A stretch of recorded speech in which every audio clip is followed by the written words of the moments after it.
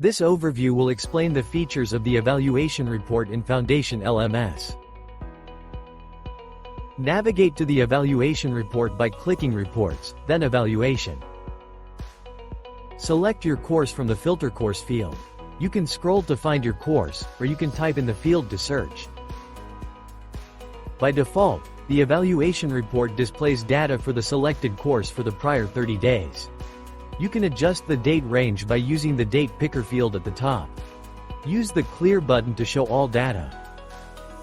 The total number of responses to the evaluation is noted here at the top.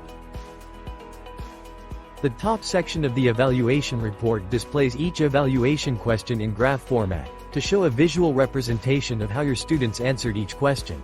By default, all graphs are displayed in column format, but you can customize them by clicking Select Graph Type above each graph.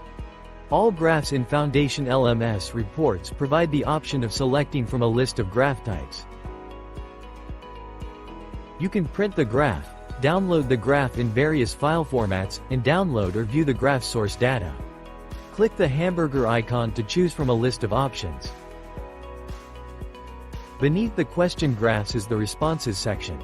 This section shows the students' individual responses to the evaluation questions, as well as the date the evaluation was submitted. Degree and specialty will also be displayed if those fields are enabled in your company profile. By default, the records are displayed by the completed date column in descending order. This column can also be sorted in ascending order by clicking the arrows next to the column heading. The name column can also be sorted by ascending or descending order in the same manner.